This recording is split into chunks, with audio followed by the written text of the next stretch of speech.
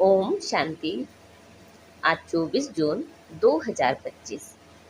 आज मातेश्वरी जी के पुण्य स्मृति दिवस पर प्रातः काल में सुनाने के लिए मधुर महावाक्य। आज के मूल्य में गीत बजा है, मेरा छोटा सा देखो ये संसार है। ओम शांति। यह गीत किस समय का गाया हुआ है? क्योंकि इस संगम पर ही हम ब्राह्मण कुल का यह छोटा सा संसार है। यह हमारा कौन सा परिवार है, वह नंबरवार बतलाते हैं।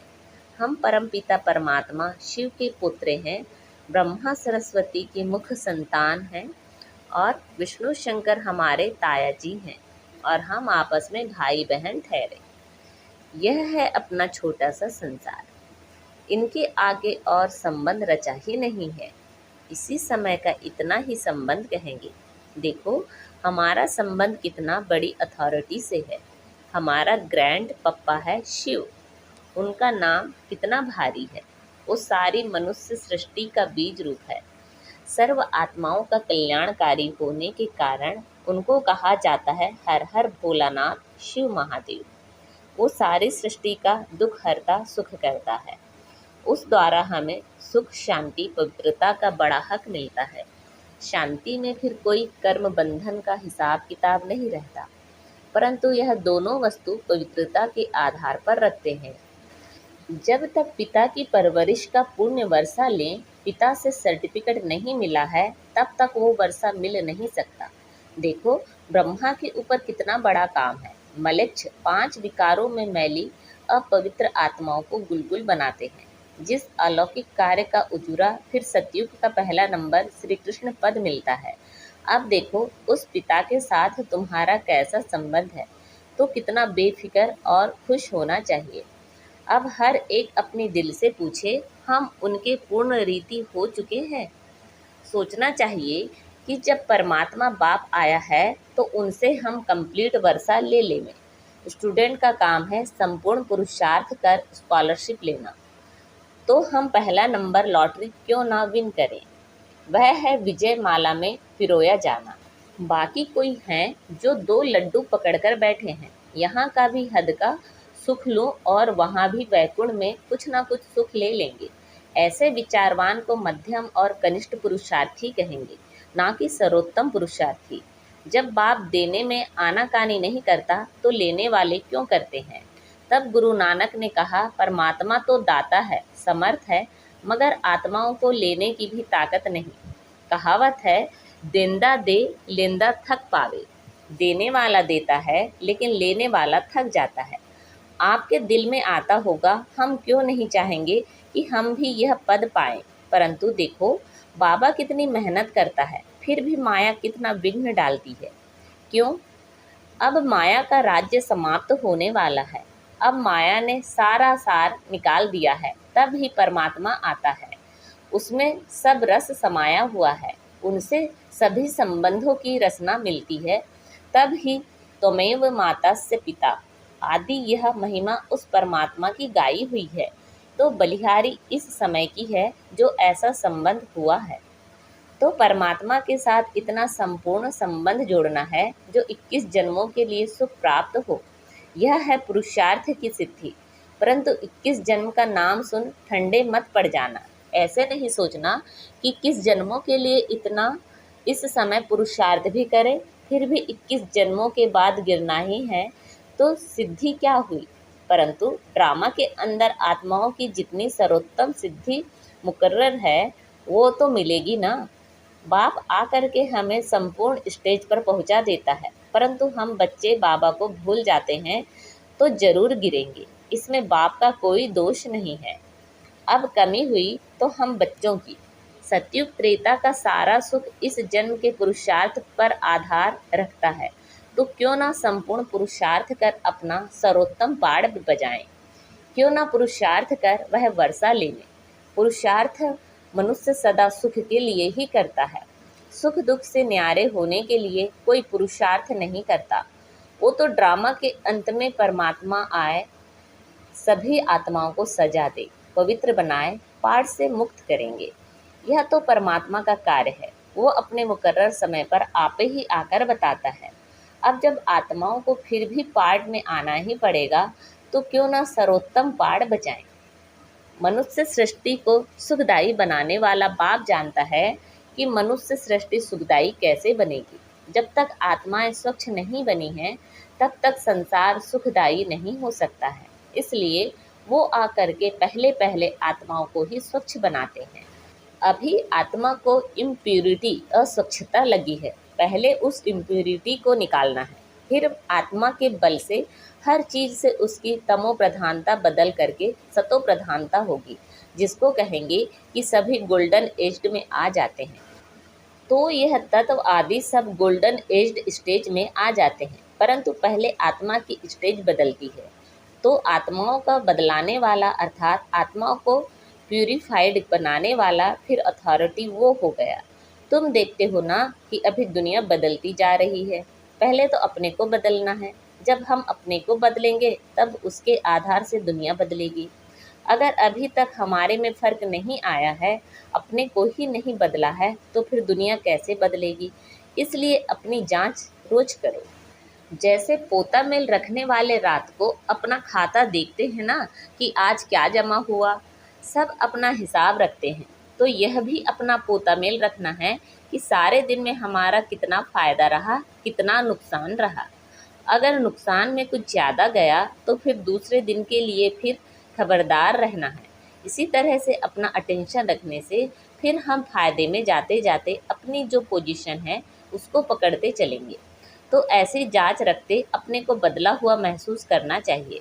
ऐसे नहीं कि हम तो देवता बनेंगे, वह तो पीछे बनेंगे, अभी जैसे हैं वैसे ठीक हैं। नहीं, अभी से वह देवताई संस्कार बनाने हैं। अभी तक जो 5 विकारों के वश संस्कार चलते थे, अभी देखना है कि उन विकारों से हम छूटते जा रहे हैं। हमारे में जो क्रोध आदि था वह निकलता जा रहा है। लोभ या मोह आदि जो था वह सब विकारी संस्कार बदलते जा रहे हैं। अगर बदलते जा रहे हैं, छूटते जा रहे हैं, तो मानो हम बदलते जा रहे हैं। अगर नहीं छूटते हैं तो समझो कि अभी हम बदले नहीं हैं।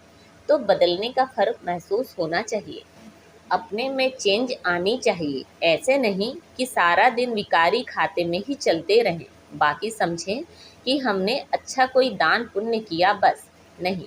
हमारा जो कर्म का खाता चलता है उसी को हमको संभालना है।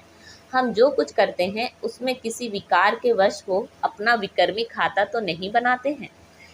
इसमें अपने आप को संभालना है, यह सारा पोता मेल रखना है।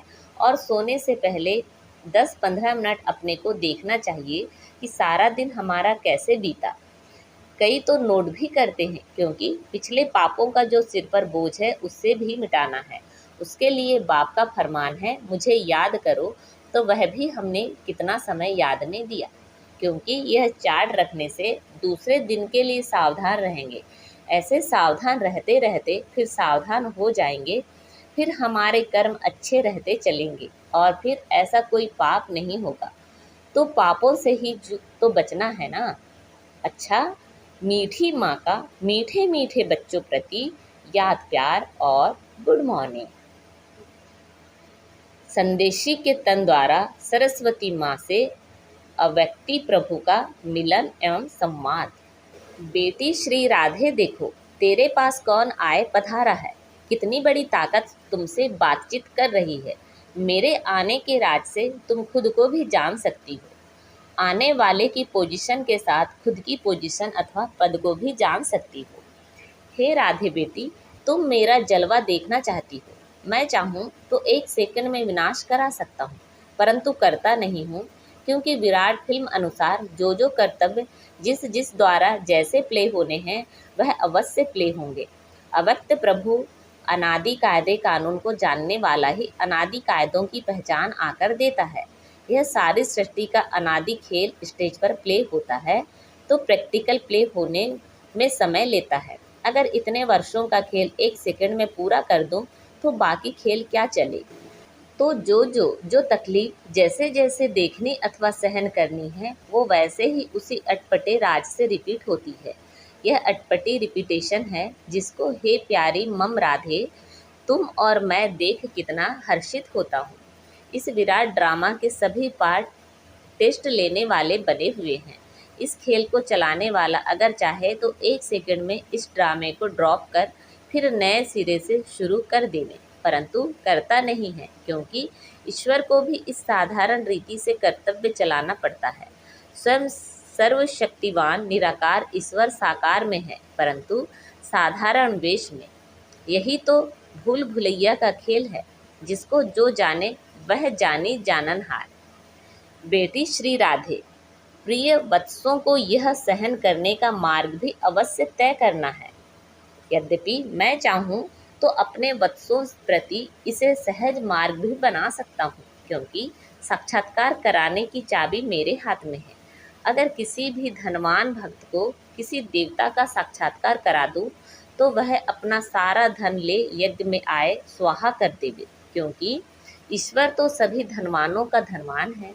लेकिन तेरा पिता चाहता है कि मैं अपने बैगर्स प्रिय वत्स को प्रिंस और प्रिंसेस बनाऊं, इसलिए तुम यह सब सहन करने के बाद ही प्रिंस और प्रिंसेस जाए बनेंगे।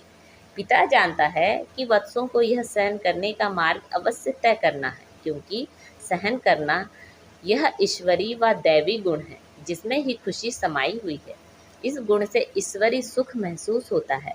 सहन करते भी तुम कितनी मौज मनाते हो, यही गोपनीय ज्ञान है। ऐसा अनासक्त योगी ही स्थायी सुख को प्राप्त करता है।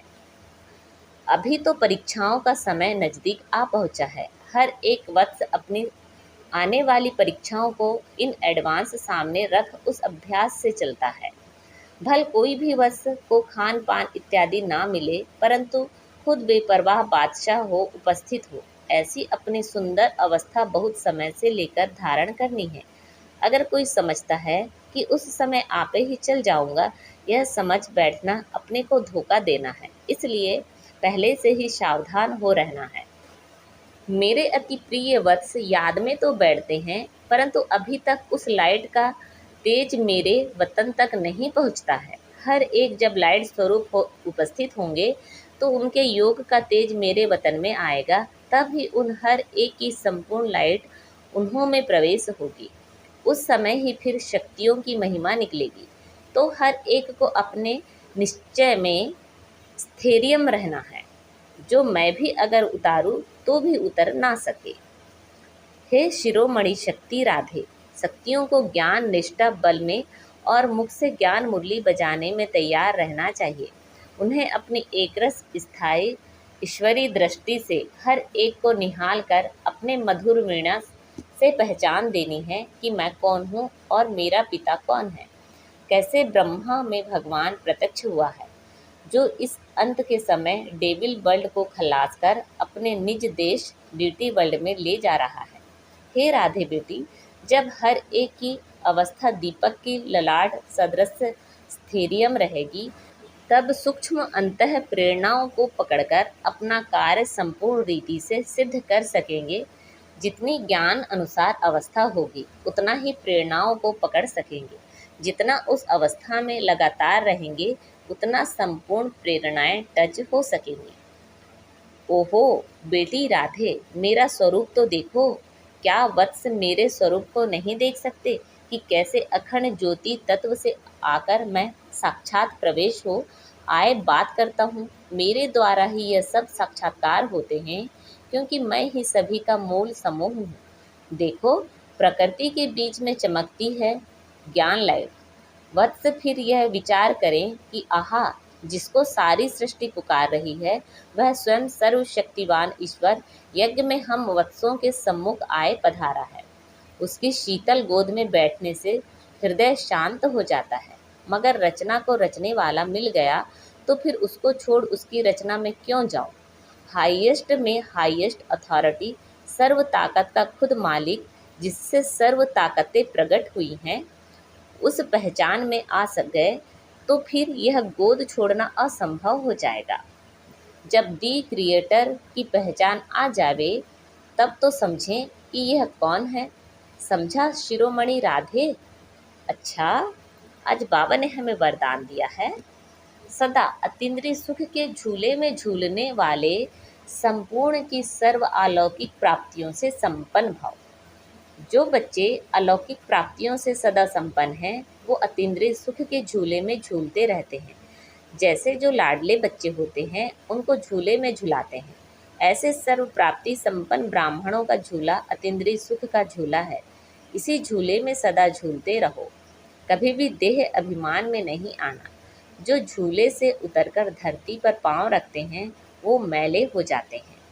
ऊंचे ते ऊंचे बाप के स्वच्छ बच्चे सदा अतीन्द्रिय सुख के झूले में झूलते, मिट्टी में पांव नहीं रख सकते।